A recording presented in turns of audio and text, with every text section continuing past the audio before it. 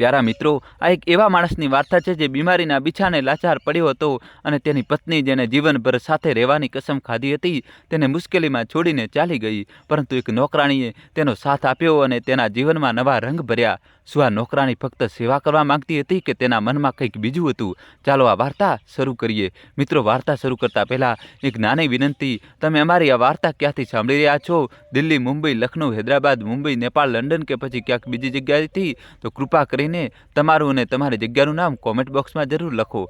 Like अने शेर करजो। तमारी एक लाइक अमारामां प्रेरणा लावे छे। अने हाँ, जो तमे हजी सुधी गोल्डन स्टोरी चेनल ने सब्सक्राइब नहीं करी तो जरूर सब्सक्राइब करी लो, जेथी आवी दुख पीड़ा अने दिल ने हचपचावी देनारी वार्ताओं तमारी पासे पहोंचती रहे। तो चालो सांभळीए आखी वार्ता। मुंबईना एक नाना एपार्टमेंट में रातना अंधारामां करण नामनो एक माणस पथारीमां पड्यो हतो। ते गंभीर रीते बीमार हतो अने चाली फरी शकतो न हतो।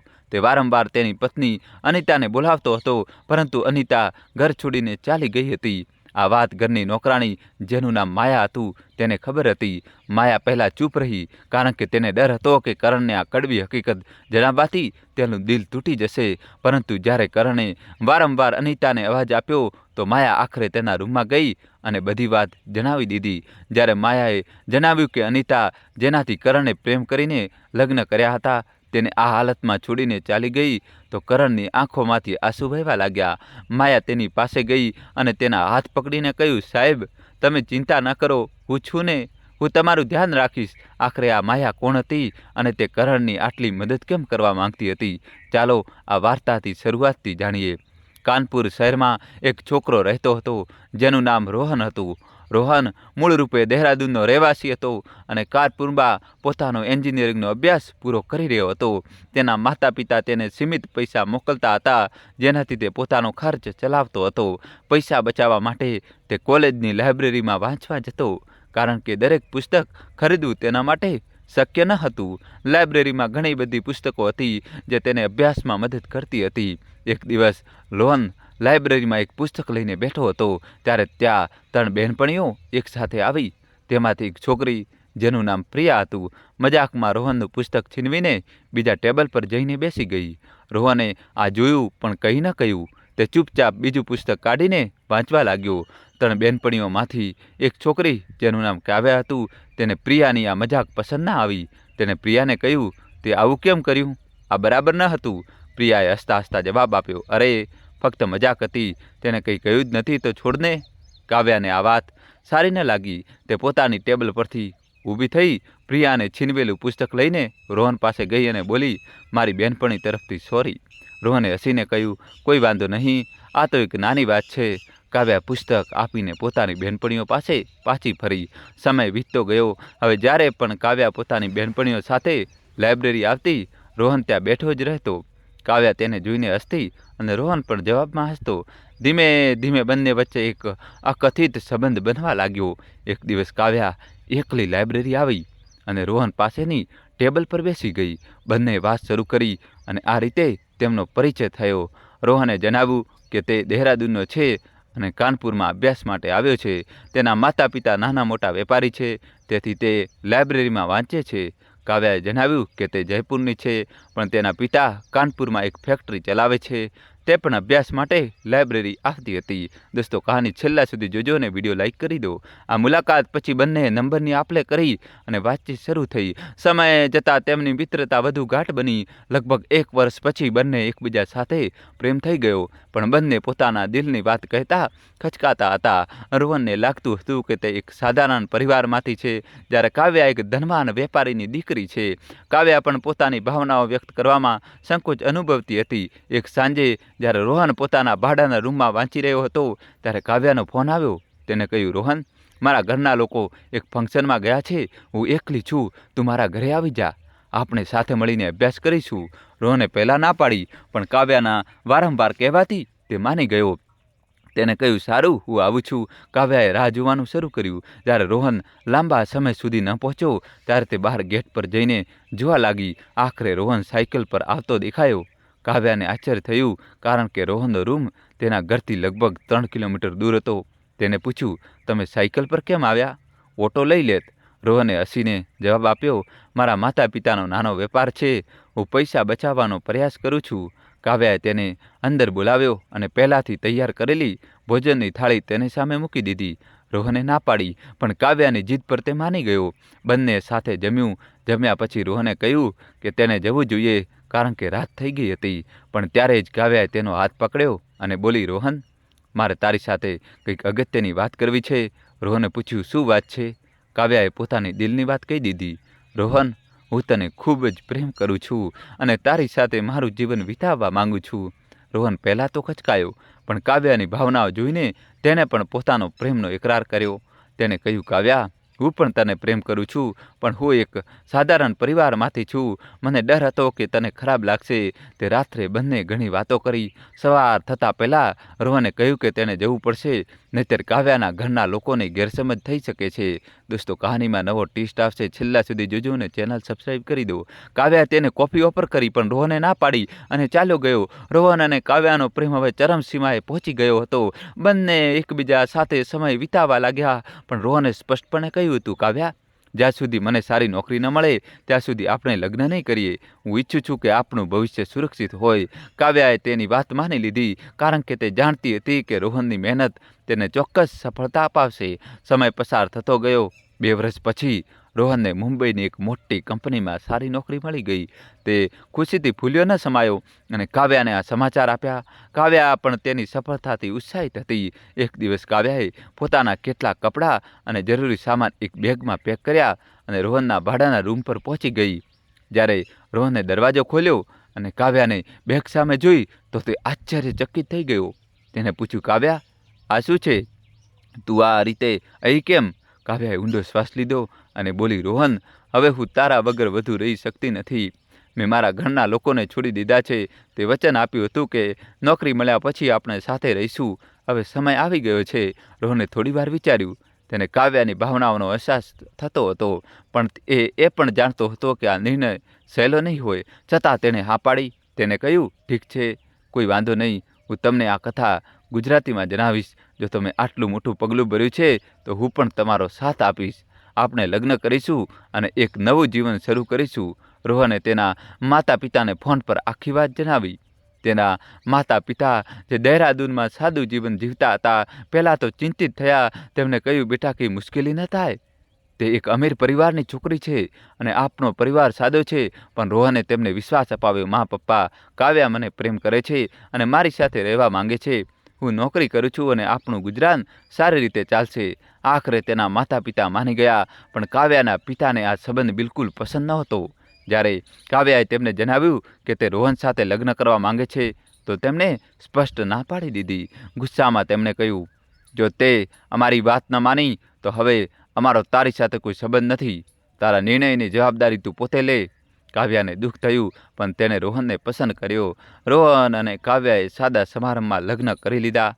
બંને મુંબઈમાં એક નાનકડું ભાડાનું મકાન લીધું અને પોતાનું નવું જીવન શરૂ કર્યું. થોડા સમય પછી કાવ્યાને પણ એક સારી નોકરી મળી ગઈ. બંને મહેનતથી પૈસા કમાવા લાગ્યા અને જલ્દી જ મુંબઈમાં એક નાનકડો ફ્લેટ ખરીદી લીધો. તેમનું જીવન સુખી હતું. 4 વર્ષ વીતી ગયા. રોહન અને કાવ્યાએ હજી સુધી બાળક વિશે વિચાર્યું ન હતું. રોહન ઘણીવાર બાળક વિશે વાત કરતો, પણ કાવ્યા કહેતી, રોહન, આપણે પહેલાં પૂરી રીતે સ્થાયી થવું જોઈએ. બાળકની જવાબદારી મોટી છે. આપણે તેને સારું જીવન આપવા માંગીએ છીએ, અડધું અધૂરું નહીં. દોસ્તો, કહાની છેલ્લા સુધી જોજો, નવો ટ્વિસ્ટ આવશે. રોહન તેની વાત માની જતો, પણ ત્યારે જ તેમના જીવનમાં એક તોફાન આવ્યું.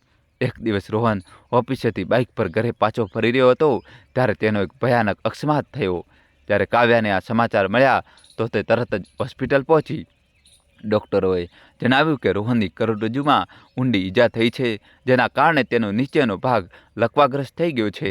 ડૉક્ટરે કહ્યું કે જો સારી સંભાળ રાખવામાં આવે, દવાઓ સમયસર આપવામાં આવે અને ફિઝિયોથેરેપી નિયમિત થાય તો કદાચ તે ઠીક થઈ શકે છે, પણ આમાં ઘણો સમય લાગશે. કાવ્યાએ હિંમત રાખી અને રોહનને ઘરે લઈ આવી. તેણે તેની સંભાળ રાખવાનું શરૂ કર્યું, પણ તેની નોકરીને કારણે આ સરળ નહોતું. તેને ઓફિસ જવું પડતું હતું અને રોહનની સંભાળ માટે સમય ઓછો પડતો હતો. તેથી તેને એક નોકરાણી રાખવાનો નિર્ણય કર્યો. કાવ્યાએ પોતાની પડોશીને પૂછ્યું તો તેને એક મહિલાનું નામ સૂચવ્યું, જેનું નામ માયા હતું. પડોશીએ જણાવ્યું કે માયા મહેનતુ અને ઈમાનદાર છે. કાવ્યાએ માયા સાથે ફોન પર વાત કરી અને તેને પોતાના ઘરે બોલાવી. માયા હાલમાં જ તેના પતિને ગુમાવ્યા હતા અને પોતાના નાના દીકરાનો ઉછેર એકલા કરી રહી હતી. કાવ્યાએ તેને કહ્યું, માયા, તમે અમારા ઘરમાં જ રહી શકો છો. રસોડા પાસે એક નાનો ઓરડો છે, ત્યાં તમે અને તમારો દીકરો રહી શકો છો. માયાને આ પ્રસ્તાવમાં ખૂબ જ સારો લાગ્યો, કારણ કે તેનાથી તેનું ભાડું બચી જતું અને નોકરી પણ મળી જતી. બીજા દિવસે માયા પોતાના સામાન સાથે કાવ્યાના ઘરે પહોંચી. કાવ્યાએ તેને ચાવી ક્યાં રાખી છે તે જણાવ્યું, જે એક કુંડા નીચે મૂકેલી હતી. માયાએ ઘર ખોલ્યું અને અંદર જઈને રોહનની સંભાળ રાખવાનું શરૂ કર્યું. કાવ્યાએ તેને બધી જવાબદારીઓ સમજાવી દીધી. રોહનને દવાઓ આપવી, તેને સમયસર હલાવવો, ચલાવવો અને ખાવા પીવાનું ધ્યાન રાખવું. સમય વીતવા લાગ્યો. 6 મહિના પછી કાવ્યાનું વર્તન બદલાવા લાગ્યું. તે રોહન પાસે ઓછી જતી હતી. રોહન તેને વારંવાર બોલાવતો, પણ કાવ્યા પોતાના ઓરડામાં જ રહેતી અથવા બહાના બનાવતી. માયા પૂરી મહેનતથી રોહનની સંભાળ રાખતી હતી. કાવ્યા તેને તેના માટે સારો પગાર આપતી હતી, પણ રોહન અને કાવ્યા વચ્ચેનું અંતર વધતું જતું હતું. દોસ્તો, ચેનલ સબસ્ક્રાઈબ કરી દો અને છેલ્લા સુધી જોજો. તેનું કારણ એ હતું કે કાવ્યાનું ધ્યાન હવે ક્યાંક બીજે હતું. ઓફિસમાં એક સહકર્મી, જેનું નામ આદિત્ય હતું, તેની સાથે કાવ્યાની નિકટતા વધવા લાગી હતી. આદિત્યએ કેટલાક મહિના પહેલાં કાવ્યાને પોતાનો પ્રેમનો ઇજહાર કર્યો હતો અને કાવ્યા પણ તેના તરફ આકર્ષિત થઈ ગઈ હતી. તે રોહનની બીમારીથી થાકી ગઈ હતી અને તેને લાગતું હતું કે તેનું જીવન હવે બોજ બની રહ્યું છે. એક સાંજે કાવ્યાએ પોતાનો સામાન ભરવાનું શરૂ કર્યું. માયાએ આ જોયું અને પૂછ્યું, મેડમ, તમે ક્યાંક જઈ રહ્યા છો? કાવ્યાએ સાંસવરે જવાબ આપ્યો, હા માયા, હું આ ઘરને હંમેશા માટે છોડી રહ્યું છું. રોહનની બીમારી હવે મારાથી સંભાળી શકાતી નથી. તને આ મહિનાનો પગાર મળી ગયો છે. મહિનો પૂરો થાય એટલે તું પણ અહીંથી જતી રહેજે અને રોહનના ઘરવાળાને જાણ કરી દેજે. આ સાંભળીને માયાને ખૂબ આઘાત લાગ્યો. તેને રોહન પાસેથી તેમની પ્રેમ કહાની સાંભળી હતી કે કેવી રીતે કાવ્યાએ એક સામાન્ય વ્યક્તિ હોવા છતાં તેને સ્વીકાર્યો હતો અને બંને મુશ્કેલીઓનો સામનો કરીને લગ્ન કર્યા હતા. માયાએ કહ્યું, સાહેબ, તમને ખૂબ પ્રેમ કરે છે, તમે આવું કેવી રીતે કરી શકો છો? કાવ્યાએ જવાબ આપ્યો, માયા, ડૉક્ટરે કહ્યું હતું કે સારી સંભાળ રાખવાથી તે ઠીક થઈ જશે, પરંતુ 6 મહિના વીતી ગયા અને કોઈ સુધારો થયો નથી. હું મારું જીવન બરબાદ કરી શકતી નથી. ઓફિસમાં આદિત્ય મને પ્રેમ કરે છે અને હું તેની સાથે નવું જીવન શરૂ કરવા માંગુ છું, તો રોહનને આ વાત જણાવી દેજે, કારણ કે હું તેને કહી શકતી નથી. આટલું કહીને કાવ્યા પોતાનો બેગ લઈને ચાલી ગઈ. માયા ભાંગી પડી હતી. તેને સમજમાં નહોતું આવતું કે તે રોહનને આ સત્ય કેવી રીતે જણાવે. તે જાણતી હતી કે આ સમાચાર રોહનનું દિલ તોડી નાખશે. તે પોતાના રૂમમાં બેસીને વિચારવા લાગી. રાત થતાં રોહને ફરી કાવ્યાને બોલાવી. કાવ્યા, મારે પાણી જોઈએ છે. માયા ચૂપ રહી, પરંતુ જ્યારે રોહન વારંવાર બોલાવવા લાગ્યો ત્યારે તે રસોડામાંથી પાણીનો ગ્લાસ લઈને તેની પાસે ગઈ. રોહને પૂછ્યું, કાવ્યા ક્યાં છે? માયાએ પહેલાં તેને પાણી પીવડાવ્યું, પછી આંખોમાં આંસુ સાથે બોલી, સાહેબ, મેડમ તો ઘર છોડીને ચાલ્યા ગયા છે. રોહનને પહેલાં તો વિશ્વાસ ન થયો, પણ માયાએ બધી વાત કહી દીધી. રોહનની આંખો ભીની થઈ ગઈ. તેનું દિલ તૂટી ગયું હતું. ત્યારે જ માયાએ તેના હાથ પકડ્યા અને કહ્યું, સાહેબ, તમે ચિંતા ન કરો, હું છું ને, હું તમારી પૂરી સંભાળ રાખીશ, તમને કોઈ તકલીફ નહીં પડવા દઉં. રોહનની આંખોમાં આંસુ હતા, પણ માયાની વાતોએ તેને થોડો સધિયારો આપ્યો. તેણે માયા સામે જોયું અને બોલ્યો, માયા, જો કાવ્યા મને છોડીને જતી રહી, જેને મેં આટલો પ્રેમ કર્યો, તો તું મારા માટે આટલું બધું કેમ કરી રહી છે? તું મારા ઘરવાળાને જણાવી દે, તેઓ મને પોતાની પાસે લઈ જશે. માયાએ ઊંડો શ્વાસ લીધો અને કહ્યું, સાહેબ, તમે તમારી પત્નીને સાચો પ્રેમ કર્યો હતો. મેં તમારી અને મેડમની આખી કહાની સાંભળી છે. તમારું દિલ તૂટ્યું છે, પણ હું એવું થવા નહીં દઉં કે તમે એકલા રહો. હું અહીં તમારા ઘરમાં રહું છું, તો તમારી સંભાળ રાખવી એ મારો ધર્મ છે. જ્યાં સુધી તમે પૂરી રીતે સાજા નહીં થઈ જાઓ, ત્યાં સુધી હું તમારી સાથે છું. રોહન ચૂપ થઈ ગયો. માયાની વાતોમાં એક સચ્ચાઈ અને લાગણી હતી, જેને તેને થોડી શાંતિ આપી. તેણે કહ્યું, ઠીક છે માયા, મારા ઘરવાળાને જાણ કરી દે, પણ ત્યાં સુધી તું મારી મદદ કરતી રહેજે. માયાએ હા પાડી અને તે દિવસથી રોહનની સંભાળ રાખવામાં વધુ મહેનત કરવા લાગી. દોસ્તો કહાની છેલ્લા સુધી જોજો, નવો ટ્વિસ્ટ આપશે, ચેનલ સબસ્ક્રાઈબ કરી દો. તે સવારે સાંજે રોહનને દવાઓ આપતી, તેને ફિઝિયોથેરાપી માટે પ્રોત્સાહિત કરતી અને તેના ખાવા પીવાનું પૂરેપૂરું ધ્યાન રાખતી. પણ ઘર ચલાવવા માટે પૈસાની જરૂર હતી. કાવ્યાના ગયા પછી ઘરનો બધો ખર્ચ માયાના માથે આવી ગયો હતો. તેને આસપાસના પડોશમાં નાના મોટા કામો શરૂ કર્યા. ક્યારેક કોઈના ઘરે રસોઈ બનાવતી તો ક્યારેક સફાઈ કરતી. જે પણ થોડા ઘણા પૈસા મળતા તેમાંથી તે રોહનની દવાઓ અને ઘરનો ખર્ચ ચલાવતી. માયાનો નાનો દીકરો જેનું નામ સૂરજ હતું તે પણ હવે રોહન સાથે ભળી ગયો હતો. તે રોહન પાસે બેસીને તેને પોતાની સ્કૂલની વાતો સંભળાવતો અને રોહનને તેની માસુમિયતમાંથી થોડી શાંતિ મળતી. માયા દિવસ રાત મહેનત કરતી પણ ક્યારેય ફરિયાદ નહોતી કરતી. તેની મહેનત અને સમર્પણ જોઈને રોહનનું મન ધીમે ધીમે હળવું થવા લાગ્યું. સમય વીતતો ગયો. 2 વર્ષ પસાર થઈ ગયા. આ 2 વર્ષમાં માયાએ રોહનની એવી સંભાળ રાખી કે ધીમે ધીમે તેની હાલતમાં સુધારો થવા લાગ્યો. પહેલાં તે વ્હીલચેર પર બેસવા લાગ્યો, પછી ઘોડીના સહારે ચાલવાની કોશિશ કરવા લાગ્યો. ડૉક્ટર પણ હેરાન હતા કે રોહનની ઈચ્છા શક્તિ અને માયાની મહેનતે આટલો મોટો બદલાવ લાવી દીધો. એક દિવસ રોહને માયાને પોતાની પાસે બોલાવી અને કહ્યું, માયા, તે મારા માટે જે કર્યું તે હું ક્યારેય ભૂલી નહીં શકું. તારી કારણે જ હું આજે વ્હીલચેર પર બેસી શકું છું. હવે તારે બીજા કોઈના ઘરે કામ કરવાની જરૂર નથી. હું ફરીથી નોકરી શરૂ કરવાની કોશિશ કરીશ. માએ સ્મિત સાથે કહ્યું, સાહેબ, તમે સાજા થઈ રહ્યા છો એ જ મારા માટે ઘણું છે. હું હવે મારા દીકરા સાથે બીજે ક્યાંય જતી રહીશ. તમે તમારી જિંદગી ફરીથી શરૂ કરો. રોહને તેની વાત સાંભળી પણ હજુ તેનું મન પૂરી રીતે મક્કમ નહોતું. તે માયાના સમર્પણથી પ્રભાવિત હતો પણ તેને એવું પણ લાગતું હતું કે માયાને પોતાની જિંદગી જીવવાનો હક છે. બીજી બાજુ માયા પણ વિચારમાં પડી ગઈ હતી. તે રોહન માટે લાગણીઓ રાખવા લાગી હતી પણ તેને ડર હતો કે સમાજ તેમના સંબંધને સ્વીકાર નહીં કરે. દોસ્તો કહાની છેલ્લા સુધી જોજો. રોહનની વાત સાંભળીને માયાએ સ્મિત તો કર્યું પણ તેના મનમાં એક તોફાન ઉમટી રહ્યું હતું. તે રોહનની સંભાળ રાખતા રાખતા તેની સાથે એક ઊંડો લગાવ અનુભવવા લાગી હતી. પણ તે જાણતી હતી કે સમાજની નજરો અને તેની પોતાની સ્થિતિ તેમની વચ્ચે એક દિવાલ ઊભી કરી શકે છે. બીજી તરફ રોહન પણ માયાના સમર્પણથી પ્રભાવિત હતો પણ તેને આ નક્કી કરવામાં મુશ્કેલી થઈ રહી હતી. તે પોતાના અને માયાના ભવિષ્યને કઈ દિશામાં લઈ જાય. ઘણા દિવસો વીતી ગયા. માયા પહેલાંની જેમ રોહનની દેખભાળમાં વ્યસ્ત રહી. તે સવારે વહેલા ઉઠીને રોહન માટે દવાઓ તૈયાર કરતી, તેની ફિઝિયોથેરાપી માટે પ્રોત્સાહિત કરતી અને ઘરનું દરેક કામ સારી રીતે સંભાળતી. તેનો દીકરો સૂરજ હવે રોહન સાથે વધુ સમય પસાર કરવા લાગ્યો. સૂરજની નિર્દોષ વાતો અને હાસ્ય મજાક રોહનના ચહેરા પર સ્મિત લાવી દેતા. રોહનને લાગવા માંડ્યું હતું કે સૂરજ અને માયાએ તેના તૂટી ગયેલા જીવનમાં એક નવી રોશની જગાવી છે. એક દિવસ સવારે જ્યારે માયા રોહન માટે નાસ્તો લઈને આવી તો તેને જોયું કે રોહન બારી પાસે વ્હીલચેર પર બેસીને બહાર જોઈ રહ્યો હતો. તેની આંખોમાં એક ઊંડી ઉદાસી હતી. માયાએ ધીમેથી પૂછ્યું, સાહેબ, તમે ઠીક તો છો ને? કોઈ પરેશાની છે? રોહને એક ઊંડો શ્વાસ લીધો અને બોલ્યો, માયા, હું વિચારી રહ્યો હતો કે મારું જીવન ક્યાંથી ક્યાં આવી ગયું. કાવ્યા સાથે મેં કેટલા સપના જોયા હતા પણ તેણે મને આ હાલતમાં છોડી દીધો અને તે કોઈ સ્વાર્થ વગર મારી આટલી સેવા કરી. તે હું તારો આ અહેસાન કેવી રીતે ચૂકવીશ? માયાએ નાસ્તાની ટ્રે ટેબલ પર મૂકી અને બોલી, સાહેબ, તમે આને અહેસાન ન કહો. મેં જે કર્યું તે મારી ફરજ હતી. જ્યારે મેં તમારી અને મેડમની કહાની સાંભળી તો મને લાગ્યું કે તમે સાચો પ્રેમ કર્યો હતો. તમારું દિલ તૂટ્યું પણ હું નહોતી ઈચ્છતી કે તમે હિંમત હારી જાઓ. રોહને માયા તરફ જોયું. તેની વાતોમાં એક સાદગી અને સચ્ચાઈ હતી જે તેના દિલને સ્પર્શી ગઈ. તેણે કહ્યું, માયા, મેં મારા ઘરવાળાઓને ફોન કર્યો હતો. તેઓ આવતા અઠવાડિયે મુંબઈ આવી રહ્યા છે. હું ઈચ્છું છું કે તેઓ તને મળે. તે મારા માટે જે કર્યું તે હું તેમને જણાવવા માંગુ છું. માયા થોડી ગભરાઈ ગઈ. તેને કહ્યું, સાહેબ, તમારા ઘરવાળા શું વિચારશે? હું તો બસ એક નોકરાણી છું. તેઓ કદાચ એ નહીં સમજે કે શા માટે આટલું બધું કરી રહી છું. રોહને હસીને કહ્યું, માયા, તું મારા માટે ફક્ત નોકરાણી નથી, તે મારું જીવન બચાવ્યું છે. મારા માતા પિતા સાધારણ લોકો છે. તેઓ તારી મહેનત અને નેકીને ચોક્કસ સમજશે. માયાએ કશું કહ્યું નહીં અને ચૂપચાપ રૂમમાંથી બહાર ચાલી ગઈ.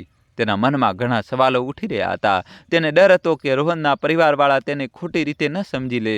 સાથે જ તે પોતાના દીકરા સૂરજના ભવિષ્ય વિશે પણ વિચારી રહી હતી. તે ઈચ્છતી હતી કે સૂરજને સારો અભ્યાસ અને એક સન્માનજનક જીવન મળે પણ તે એ પણ નહોતી ઈચ્છતી કે રોહન સાથે તેનો સંબંધ કોઈ ગેરસમજનો શિકાર બને. થોડા દિવસ પછી રોહનના માતા પિતા જે દહેરાદૂનથી આવ્યા હતા મુંબઈ પહોંચ્યા. રોહને તેમને પોતાના ફ્લેટમાં બોલાવ્યા. માયાએ ઘરને સારી રીતે સજાવ્યું અને તેમના માટે જમવાનું તૈયાર કર્યું. જ્યારે રોહનના માતા પિતા આવ્યા તો માયાએ તેમને પ્રણામ કર્યા અને ચૂપચાપ પોતાના કામમાં લાગી ગઈ. રોહને પોતાના માતા પિતાને આખી કહાની જણાવી. કાવ્યાના જવાથી લઈને માયાની મહેનત અને સમર્પણ સુધી. તેને કહ્યું, માં, પિતાજી, જો આજે હું વ્હીલચેર પર બેસી શકું છું તો ફક્ત માયાના કારણે. તેણે મારી દેખભાળ કરી, ઘર ચલાવ્યું અને મને હિંમત આપી. હું ઈચ્છું છું કે તે અને તેનો દીકરો સૂરજ હવે અમારી સાથે રહે. રોહનની માતા શાંતિ દેવીએ માયાની પોતાની પાસે બોલાવી. દોસ્તો, કહાની હજી બાકી છે, જોડાયેલા રહેજો. વિડીયો લાઈક કરીને જલ્દીથી તમારા ભાઈ માટે. તેમણે માયાના માથા પર હાથ મૂક્યો અને બોલ્યા, દીકરી, તે અમારા દીકરા માટે જે કર્યું તે કોઈ પોતાનું પણ ન કરે. અમે તારા આભારી છીએ. સમાજની નજર ઘણી સખત હોય છે, આ વાત પણ સાચી છે. લોકો તમારા અને રોહનના સંબંધને ખોટી રીતે જોઈ શકે છે. માયાની આંખો ભીની થઈ ગઈ. તેને કહ્યું, માજી, મેં ક્યારેય સાહેબ વિશે એવું વિચાર્યું નહોતું. મારો એક જ ઈરાદો હતો કે તેઓ સાજા થઈ જાય. જો તમને લાગતું હોય કે મારે અહીંથી જતું રહેવું જોઈએ તો હું સૂરજને લઈને જતી રહીશ. રોહને તરત જ વાત કાપી. ના માયા, તું ક્યાંય નહીં જાય. મેં તને અને સૂરજને મારો પરિવાર માની લીધો છે. માં, પિતાજી, હું ઈચ્છું છું કે માયા મારી સાથે રહે, નોકરાણી તરીકે નહીં પણ મારા જીવનસાથી તરીકે. રોહનના પિતા હરિપ્રસાદ ચૂપ રહ્યા. તેમણે ઊંડો શ્વાસ લીધો અને બોલ્યા, રોહન, આ નિર્ણય સહેલો નથી. માયાએ ઘણું કર્યું છે, તેમાં કોઈ શંકા નથી, પણ તમારા બંનેના જીવનમાં ઘણો ફરક છે. તેમ છતાં જો તમારા બંનેના દિલ સાફ છે અને તમે એકબીજાનો સાથ ઈચ્છો છો તો અમારા આશીર્વાદ તમારી સાથે છે. આ સાંભળીને માયા સતબત થઈ ગઈ. તેનો વિશ્વાસ નહોતો આવતો કે રોહનના માતા પિતા આટલી સરળતાથી તેમની વાત માની જશે. તેને કહ્યું, સાહેબ, મેં ક્યારેય આ વિશે વિચાર્યું નહોતું. મારો તો બસ એટલો જ ખ્યાલ હતો કે તમે સાજા થઈ જાઓ. હું એક સાધારણ સ્ત્રી છું, લોકો શું કહેશે? રોહને માયાનો હાથ પકડ્યો અને કહ્યું, માયા, મને દુનિયાની પરવા નથી. તે મારા માટે જે કર્યું તે કોઈ સગા સંબંધી પણ ન કરે. હું તને અને સૂરજને પ્રેમ કરવા લાગ્યો છું. હું ઈચ્છું છું કે આપણે એક પરિવાર બનીએ. માયાની આંખોમાં આંસુ હતા, પણ આ વખતે તે ખુશીના આંસુ હતા. તેને થોડીવાર વિચાર્યું, પછી ધીમેથી હા પાડી. રોહનની માતાએ તેને ગળે લગાવી અને કહ્યું, દીકરી, હવે તું અમારા પરિવારનો હિસ્સો છે. સૂરજને અમે અમારા પૌત્રની જેમ પ્રેમ આપીશું. આ પછી રોહને તેને ફિઝિયોથેરાપી અને મહેનત ચાલુ રાખી. માયાની સાથે સાથે તેના માતા પિતા પણ થોડા દિવસ મુંબઈમાં રોકાયા અને રોહનનો ઉત્સાહ વધાર્યો. ધીમે ધીમે રોહનની હાલત વધુ સારી થવા લાગી. હવે તે લાકડીના સહારે થોડાક ડગલા ચાલી શકતો હતો. ડૉક્ટરે કહ્યું કે જો તે આ રીતે મહેનત કરતો રહેશે તો કદાચ તે સંપૂર્ણપણે સાજો થઈ શકે છે. રોહને તેની જૂની કંપનીનો સંપર્ક કર્યો અને તેમને તેની પરિસ્થિતિ જણાવી. કંપનીએ તેને ઘરેથી કામ કરવાની તક આપી, જેથી તે ધીમે ધીમે પોતાની કારકિર્દી ફરીથી શરૂ કરી શકે. માએ પણ નજીકની એક શાળામાં સૂરજનું એડમિશન કરાવ્યું, જ્યાં તે અભ્યાસ શરૂ કરવાનો હતો.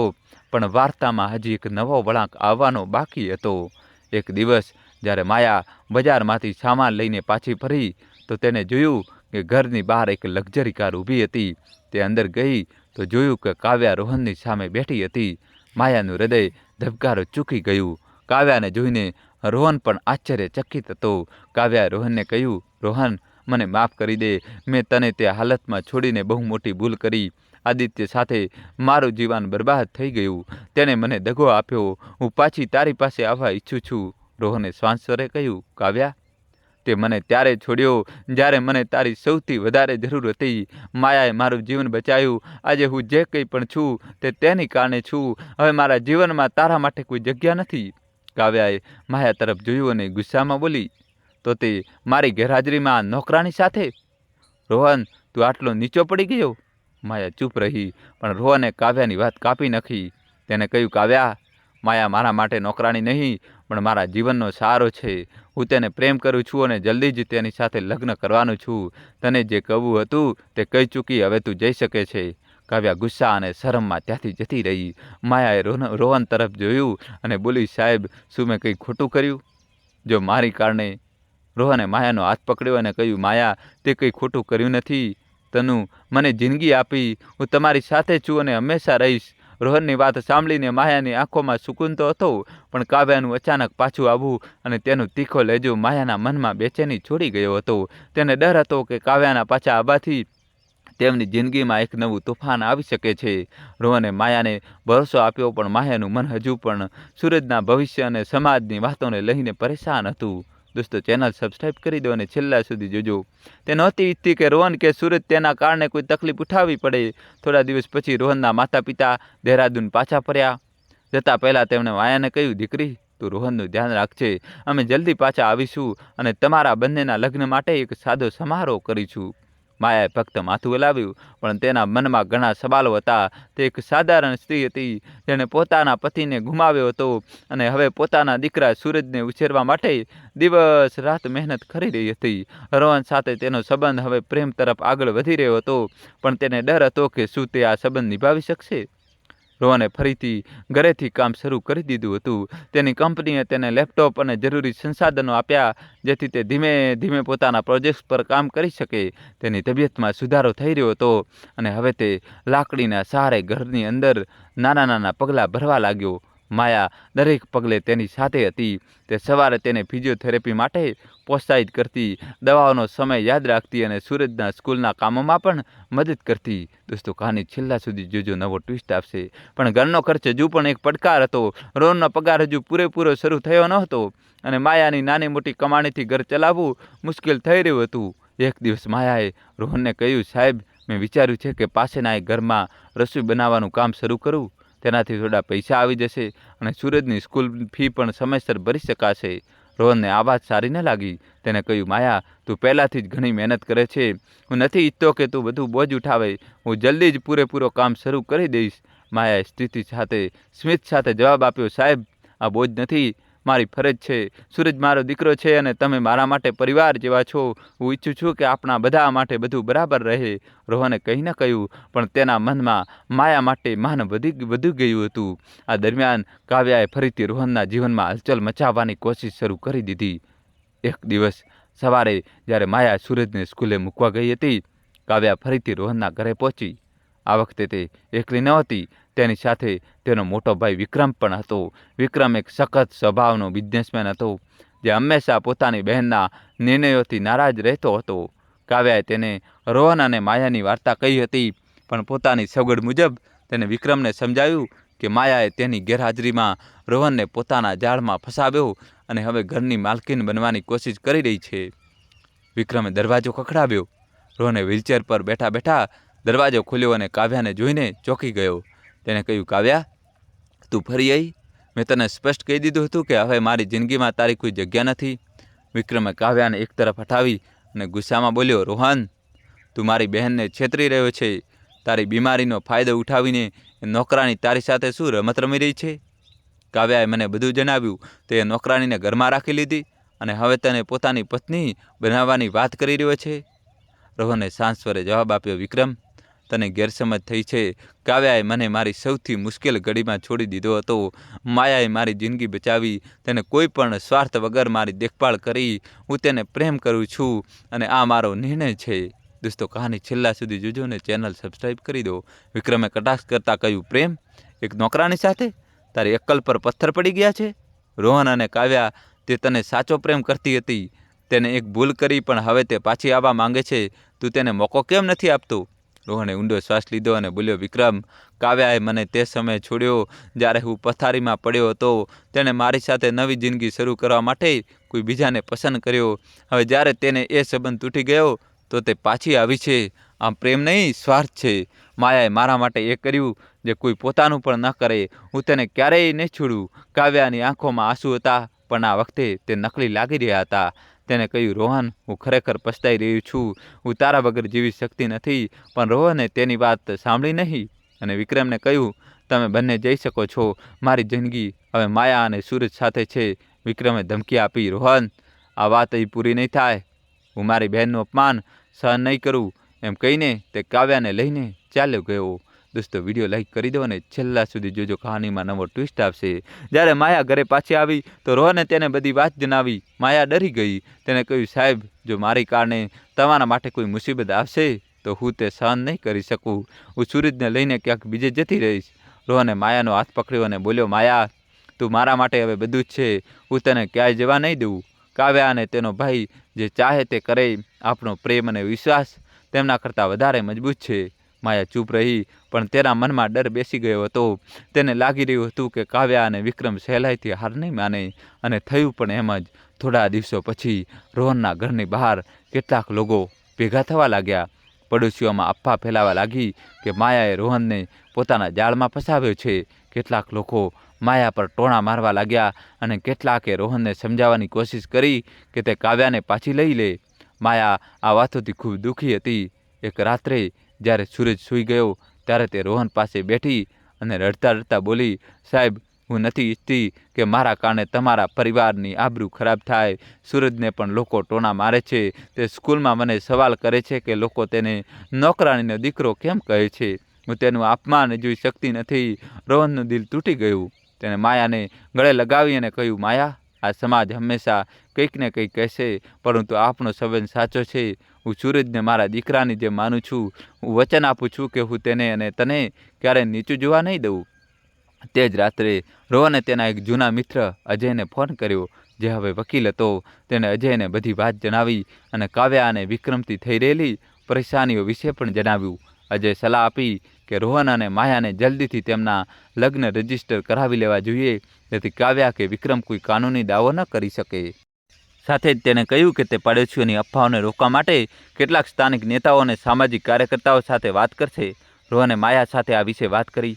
માયા પહેલાં તો ખચકાઈ, પરંતુ સૂરજના ભવિષ્ય અને રોહનના પ્રેમને જોતા તેને હા પાડી. બંને એક સાદા સમારોહમાં કોર્ટમાં લગ્ન રજીસ્ટર કરાવી લીધા. રોહનના માતા પિતા પણ આ નિર્ણયથી ખુશ હતા અને તેમણે ફોન પર બંનેને આશીર્વાદ આપ્યા. પરંતુ વાર્તામાં હજુ વધુ દુઃખ બાકી હતું. થોડા અઠવાડિયા પછી સૂરજ સ્કૂલથી રડતા રડતા ઘરે પાછો ફર્યો. તેણે માયાને કહ્યું, મમ્મી, સ્કૂલમાં કેટલાક બાળકોએ કહ્યું કે તે સાહેબને પૈસા માટે ફસાવ્યા. તેઓ મને ગંદી ગંદી વાતો કરી રહ્યા હતા.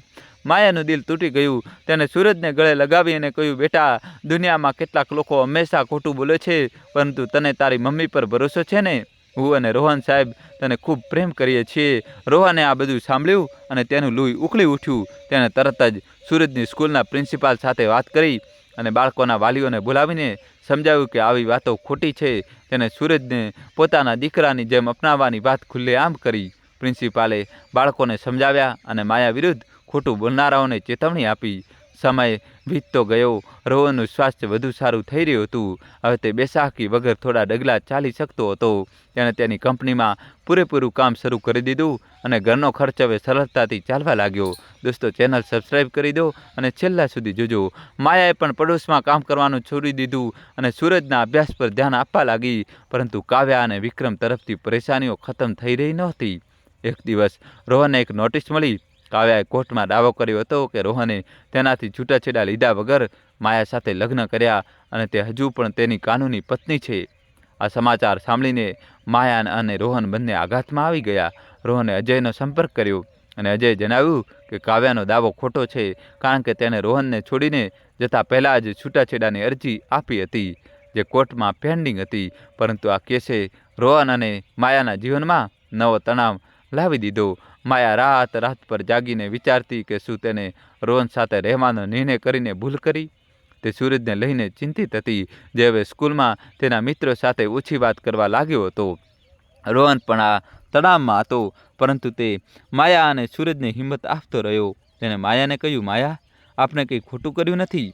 આપણો પ્રેમ અને આપણો પરિવાર સાચો છે. આપણે આ લડાઈ જીતીશું. રોહન અને માયાના જીવનમાં હવે દરરોજ એક નવી મુશ્કેલી આવતી હતી. કવિતાનો કોર્ટ કેસ તેમના માટે મોટો તણાવ બની ગયો હતો અને સમાજની વાતો સૂરજના નિર્દોષ મન પર ઊંડી અસર કરી રહી હતી. માયા આખી રાત જાગીને વિચારતી કે શું તેનો રોહન સાથે રહેવાનો નિર્ણય સાચો હતો.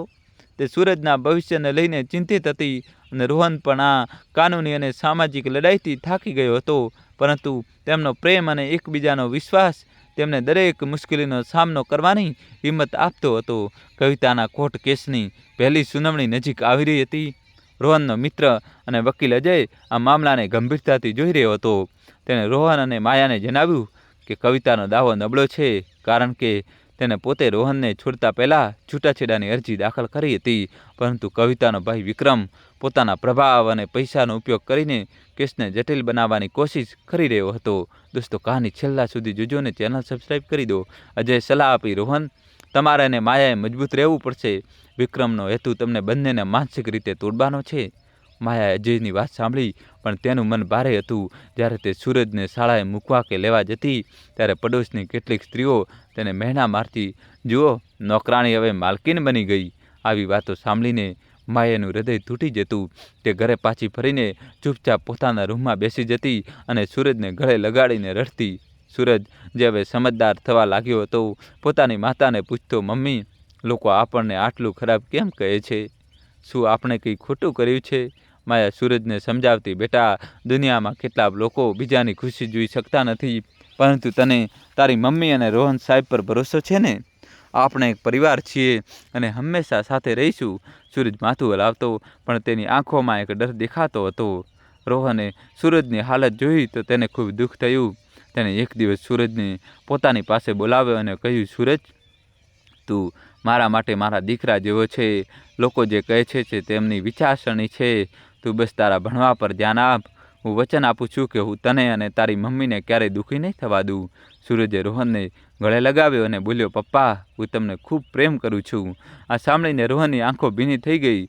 સૂરજે તેને પહેલી વાર પપ્પા કહ્યું હતું, અને આ શબ્દો તેના માટે કોઈ ખજાનાથી ઓછો ન હતો. દોસ્તો, વિડીયો લાઈક કરી દો અને છેલ્લા સુધી જોજો. થોડા દિવસો પછી રોહનના માતા પિતા શાંતિ દેવી અને હરપ્રસાદ ફરીથી મુંબઈ આવ્યા. તેઓ કોર્ટ કેસ અને પડોશીઓની અફવાઓ વિશે સાંભળીને ચિંતિત હતા.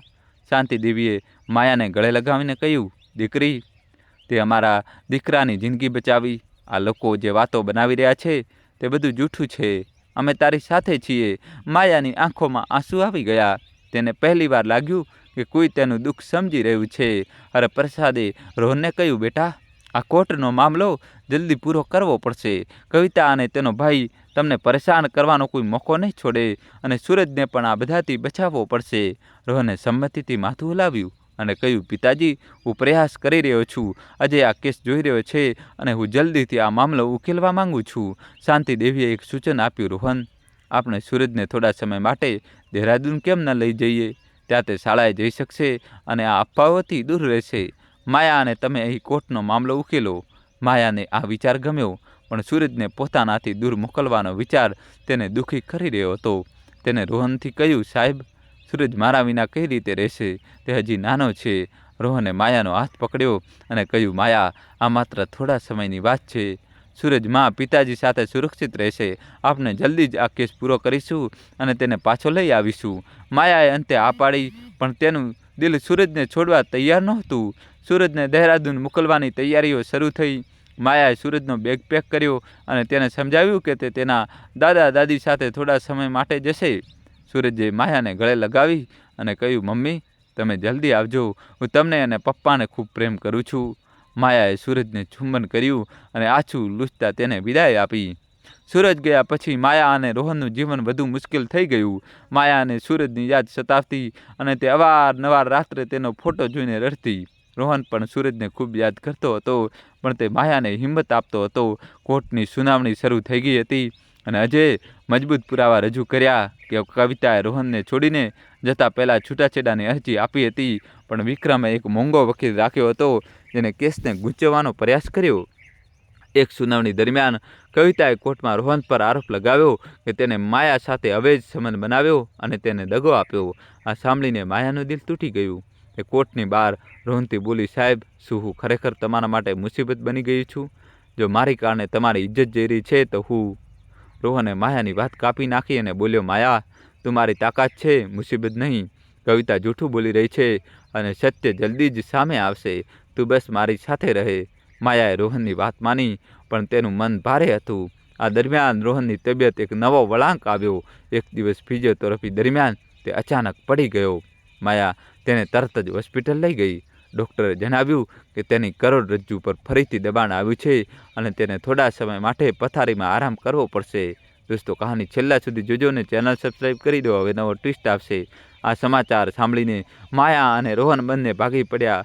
રોહનને લાગ્યું કે તે ફરીથી એ જ લાચારી તરફ જઈ રહ્યો છે અને માયાને ડર હતો કે શું તે રોહનને ફરીથી સાજો કરી શકશે. માયાએ હિંમત બાંધી અને રોહનની દેખરેખમાં લાગી ગઈ. તે દિવસ રાત રોહનની પાસે રહેતી, તેને દવાઓ આપતી અને તે ઉત્સાહ વધારતી, પરંતુ ઘરનો ખર્ચ ફરીથી વધી ગયો અને રોહનનું કામ અટકી ગયું. માયાએ ફરીથી પડોશમાં નાના મોટા કામ શરૂ કર્યા. તે સવારે વહેલી ઉઠીને રોહનને નાસ્તો બનાવતી, પછી પડોશના ઘરોમાં વાસણ સાફ કરવા કે રસોઈ બનાવવા જતી. રાત્રે પાછી ફરીને તે રોહનની માલિશ કરતી અને સૂરજ સાથે ફોન પર વાત કરતી. રોહન માયાની મહેનત જોઈને પોતાને કોસતો. એક રાત્રે જ્યારે માયા થાકીને સૂઈ ગઈ, રોહને તેના કપાળ પર હાથ ફેરવ્યો અને મનોમન કહ્યું, માયા, હું તારા માટે જલ્દી સાજો થઈ જઈશ. હું તને અને સૂરજને તે જિંદગી આપીશ જેમાં તમે હકદાર છો. વાર્તામાં હવે વધુ દુઃખ આવી ગયું. દહેરાદૂનમાં સૂરજને તેની નવી શાળામાં મુશ્કેલીઓ થવા લાગી. કેટલાક બાળકો તેની માતા વિશે ખોટી વાતો કહેતા અને તે છુપાઈને રડતો. શાંતિદેવી અને હરિપ્રસાદ તેને પ્રેમથી સમજાવતા, પરંતુ સૂરજ તેની માતા અને રોહનને ખૂબ યાદ કરતો હતો. એક દિવસ તેણે માયાને ફોન કર્યો અને રડતા રડતા કહ્યું, મમ્મી, મારે ઘરે આવવું છે, મને એ સારું નથી લાગતું. માયાનું દિલ તૂટી ગયું. દોસ્તો, કહાની હજુ બાકી છે, જોડાયેલા રહેજો. તેણે સૂરજને સમજાવ્યું, બેટા, બસ થોડો સમય, આપણે જલ્દી જ તેને પાછા લઈ આવીશું. પરંતુ ફોન મૂકતા જ માયા ધ્રુસકે ધ્રુસકે રડવા લાગી. રોહને તેને રડતા જોઈ અને કહ્યું, માયા, સૂરજને પાછો બોલાવી લે, આપણે બધા એક સાથે રહીશું, ભલે ગમે તેટલી મુશ્કેલીઓ આવે. માયાએ સૂરજને પાછો લોવાનો નિર્ણય કર્યો, પરંતુ તે જ સમયે તેમને બીજો આંચકો લાગ્યો. વિક્રમે પોતાના પ્રભાવનો ઉપયોગ કરીને રોહનની કંપની પર દબાણ નાખ્યું અને રોહનને ઘરેથી કામ કરવાનો કોન્ટ્રાક્ટ રદ કરી દેવામાં આવ્યો. હવે રોહનની કોઈ આવક નહોતી અને કોર્ટ કેસનો ખર્ચ વધતો જતો હતો. માયા અને રોહન હવે સંપૂર્ણપણે ભાગી પડ્યા હતા. માયા રાત્રે રોહનની પાસે બેસીને બોલી, સાહેબ, કદાચ આ બધું મારી જ કારણે થઈ રહ્યું છે. જો હું તમારા જીવનમાં ના આવી હોત તો કદાચ તમારી જિંદગી આટલી મુશ્કેલ ન હોત. રોહને માયાનો ચહેરો પોતાના હાથમાં લીધો અને બોલ્યો, માયા, તું મારા જીવનનો સૌથી સુંદર હિસ્સો છે. આ મુશ્કેલીઓ આપણી પરીક્ષા છે. આપણે આ મુશ્કેલીઓને સાથે મળીને સામનો કરીશું. હું વચન આપું છું કે હું જલ્દી સાજો થઈને તમને અને સૂરજને તે ખુશી આપીશ જેના તમે બંને હકદાર છો. રોહન અને માયાનું જીવન હવે તોફાનોથી ઘેરાયેલું હતું. કવિતાનો કોર્ટ કેસ, આર્થિક તંગી, સૂરજનું દુઃખ અને રોહનની બગડતી તબિયતે તેમના પરિવારને સંપૂર્ણપણે તોડી નાખ્યો હતો. પરંતુ માયા અને રોહનનો એકબીજા પરનો અતૂટ વિશ્વાસ અને પ્રેમ તેમની સૌથી મોટી તાકાત હતી. માયાએ સૂરજને દહેરાદૂનથી પાછો બોલાવવાનો નિર્ણય કર્યો, એ વિચારીને કે ગમે તેટલી મુશ્કેલીઓ આવે તેઓ સાથે મળીને તેનો સામનો કરશે. સૂરજના મુંબઈ પાછા ફરવાથી માયા અને રોહનને થોડી રાહત મળી. સૂરજનું હાસ્ય અને તેની નાની નાની વાતો ઘરમાં ફરીથી રોનક લાવવા લાગી. માયાએ સૂરજને ગળે લગાવીને કહ્યું, બેટા, હવે આપણે ક્યારેય અલગ નહીં થઈએ. ગમે તે થાય, આપણે સાથે રહીશું. સૂરજે માયા અને રોહનને ગળે લગાવ્યા અને કહ્યું, મમ્મી, પપ્પા, હું તમારા બંનેને ખૂબ જ પ્રેમ કરું છું. રોહનની આંખો ભીની થઈ ગઈ. સૂરજનું પપ્પા કહેવું તેના માટે દરેક દુઃખને ભૂલવાનું કારણ બની ગયું. રોહને પોતાની તબિયત પર વધુ ધ્યાન આપવાનું શરૂ કર્યું. માયાની દેખભાળ અને સૂરજનું માસૂમ હાસ્ય તેને નવી ઈચ્છાશક્તિ આપતા હતા. તે દરરોજ ફિઝિયોથેરાપી કરતો અને ધીમે ધીમે તેની હાલતમાં સુધારો થવા લાગ્યો. આ દરમિયાન અજય કોર્ટ કેસમાં પૂરી મહેનત કરી રહ્યો હતો. તેણે કોર્ટમાં કવિતાની તલાકની અરજી અને રોહનને છોડીને જવાના પુરાવા રજૂ કર્યા. સાથે જ તેણે એ પણ સાબિત કર્યું કે માયા અને રોહનના લગ્ન કાયદેસર રીતે માન્ય હતા. કોર્ટની છેલ્લી સુનાવણીમાં જજે કવિતાના દાવાને ફગાવી દીધો. જજે કહ્યું કે કવિતાએ પોતે રોહનને છોડીને તલાકની અરજી આપી હતી અને તેમના લગ્ન પહેલાંથી જ સમાપ્ત થઈ ગયા હતા. રોહન અને માયાના લગ્ન કાયદેસર છે અને તેમાં કોઈ ખોટું નથી. કવિતા અને વિક્રમને કોર્ટમાંથી કોઈ રાહત ન મળી. વિક્રમ ગુસ્સામાં કોર્ટમાંથી બહાર નીકળી ગયો અને કવિતા રડતી રડતી ચાલી ગઈ. રોહન અને માયાએ એકબીજાનો હાથ પકડ્યો અને કોર્ટની બહાર નીકળ્યા. તેમના ચહેરા પર શાંતિ હતી, પરંતુ હજી પણ સમાજની વાતોનો ડર તેમના મનમાં હતો. કોર્ટ કેસ જીત્યા પછી રોહન અને માયાએ રાહતનો શ્વાસ લીધો, પરંતુ આર્થિક તંગી હજુ પણ તેમની સામે હતી.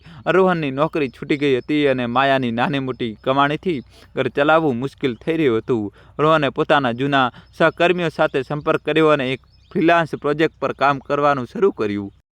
આ કામમાં વધારે પૈસા નહોતા મળતા, પરંતુ તેનાથી ઘરનો ખર્ચ નીકળવા લાગ્યો.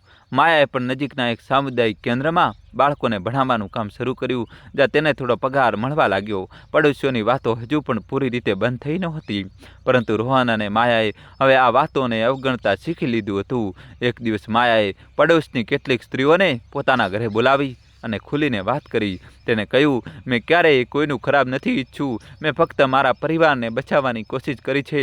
જો તમે લોકો મારા અને સૂરજ વિશે ખોટી વાતો કરવાનું બંધ કરી દો તો આપણે બધા શાંતિથી રહી શકીએ. માયાની સાદગી અને સચ્ચાઈએ કેટલીક પડોશીઓનું દિલ જીતી લીધું અને ધીમે ધીમે તેમના વિરુદ્ધની અફવાઓ ઓછી થવા લાગી. સૂરજને પણ હવે સ્કૂલમાં પહેલાં કરતાં વધુ સારો માહોલ મળવા લાગ્યો. રોહન અને માયાએ તેના શિક્ષકો સાથે વાત કરી અને સૂરજને મદદ કરવા માટે સ્કૂલમાં એક કાઉન્સિલરની મદદ લીધી. સૂરજ ધીમે ધીમે તેના મિત્રો સાથે ફરીથી ભળવા લાગ્યો અને સ્કૂલમાં ખુશ રહેવા લાગ્યો. ઘણા મહિનાઓ વીતી ગયા. રોહનની તબિયતમાં હવે ઘણો સુધારો થઈ ચૂક્યો હતો. તે હવે ગોળી વિના નાના નાના પગલાં ભરી શકતો હતો. ડૉક્ટરોએ કહ્યું કે જો તે આવી રીતે મહેનત કરતો રહેશે તો તે સંપૂર્ણપણે સાજો થઈ શકે છે. રોહને પોતાની ફ્રીલાન્સ નોકરીને વધુ વધારી અને જલ્દી જ તેને એક સારી કંપનીમાં પાર્ટ ટાઈમ જોબ મળી ગઈ. માએ પણ તેના ભણાવવાના કામને આગળ વધાર્યું અને સામુદાયિક કેન્દ્રોમાં બાળકો માટે એક નાનો ટ્યુશન ક્લાસ શરૂ કર્યો. એક દિવસ રોહન માયા અને સૂરજને નજીકના એક પાર્કમાં લઈ જઈને સરપ્રાઈઝ આપ્યું. તેણે માયાને કહ્યું, માયા, તે મારી જિંદગી ફરીથી બનાવી. તું અને સૂરજ મારા માટે બધું જ છો. હું ઈચ્છું છું કે આપણે એક નવું ઘર લઈએ અને એક નવી શરૂઆત કરીએ. માયાની આંખો ભીની થઈ ગઈ. તેણે કહ્યું, સાહેબ, મારા માટે એ જ પૂરતું છે કે આપણે ત્રણેય સાથે છીએ. મને બીજું કંઈ જોઈતું નથી. રોહને સૂરજને ખોળામાં ઉઠાવ્યો અને કહ્યું, બેટા, આજથી આપણો પરિવાર હંમેશા સાથે રહેશે. તને કોઈ મહેણાટોણા નહીં મારે અને અમે તને દુનિયાની દરેક ખુશી આપીશું. સૂરજે હસતા હસતા કહ્યું, પપ્પા, હું બસ એટલું જ ઈચ્છું છું કે તમે અને મમ્મી હંમેશા મારી સાથે રહો. થોડા વર્ષો પછી રોહન અને માયાએ મળીને એક નાનકડું ઘર ખરીદી લીધું. રોહન હવે સંપૂર્ણપણે પોતાના પગ પર ઊભો હતો અને એક સારી કંપનીમાં ફૂલ ટાઈમ નોકરી કરતો હતો. માયાનો ટ્યુશન ક્લાસ હવે ખૂબ પ્રખ્યાત થઈ ગયો હતો અને તે આસપાસના બાળકો માટે પ્રેરણા બની ગઈ હતી. સૂરજ એક સારી શાળામાં ભણતો હતો અને પોતાના વર્ગમાં પ્રથમ આવતો હતો. કવિતા વિશે કોઈને કંઈ ખબર નહોતી. કેટલાક લોકોએ સાંભળ્યું હતું કે તે વિદેશ ચાલી ગઈ છે, પરંતુ રોહન અને માયાએ ક્યારેય તેનો ઉલ્લેખ કર્યો નહીં. તેમના માટે હવે માત્ર તેમનો પરિવાર જ મહત્વનો હતો. રોહનના માતા પિતા ઘણીવાર મુંબઈ આવતા અને સૂરજ સાથે સમય વિતાવતા. શાંતિ દેવી સૂરજને પોતાના પૌત્રની જેમ પ્રેમ કરતા અને માયાને પોતાની દીકરી માનતા. એક સાંજે રોહન, માયા અને સૂરજ તેમના ઘરની બાલ્કનીમાં બેઠા હતા. સૂરજ પોતાનું પુસ્તક વાંચી રહ્યો હતો અને માયા રોહન માટે ચા બનાવી રહી હતી. રોહને માયાનો હાથ પકડ્યો અને કહ્યું, માયા, તે મને માત્ર જિંદગી જ નહીં પણ એક પરિવાર આપ્યો છે. તું મારી તાકાત છે. માયાએ હસીને જવાબ આપ્યો, સાહેબ, તમે અને સૂરજ મારી દુનિયા છો. બસ આ જ ખુશી મારા માટે પૂરતી છે. તેમનું નાનકડું ઘર હવે પ્રેમ, હાસ્ય અને શાંતિથી ભરેલું હતું. સમાજની વાતો, કવિતાનો કેસ અને આર્થિક તંગી હવે તેમના માટે માત્ર જૂની યાદો હતી. રોહન, માયા અને સૂરજે એકબીજાનો સારો બનીને દરેક મુશ્કેલીઓ પાર કરી લીધી હતી. તેમનો પ્રેમ અને વિશ્વાસ દરેક તોફાન કરતાં મોટો સાબિત થયો. મિત્રો, તમને આ વાર્તા કેવી લાગી? કૃપા કરીને કોમેન્ટ કરીને જરૂર જણાવજો. જો વાર્તા પસંદ આવી હોય તો વિડીયોને લાઇક કરો, શેર કરો, સબસ્ક્રાઈબ કરો અને હા, તમારું નામ અને જગ્યા, કઈ જગ્યાથી તમે જોઈ રહ્યા છો એ કોમેન્ટ બોક્સમાં લખવાનું બિલકુલ ભૂલશો નહીં. આપણે મળીશું આગલા વિડીયોમાં. વિડીયોને પૂરો જોવા બદલ તમારો ખૂબ ખૂબ આભાર. અને દોસ્તો, કોમેન્ટ્સમાં તમારે જય શ્રી કૃષ્ણ તો લખવું જ પડશે. દોસ્તો, તમારે ભાઈ માટે જલ્દીથી જય શ્રી કૃષ્ણ લખી દો અને તમે કઈ જગ્યાથી, કયા શહેરથી, કયા ગામથી આ સ્ટોરી જોઈ રહ્યા છો એ કોમેન્ટમાં લખી દેજો. થેન્ક યુ, ધન્યવાદ.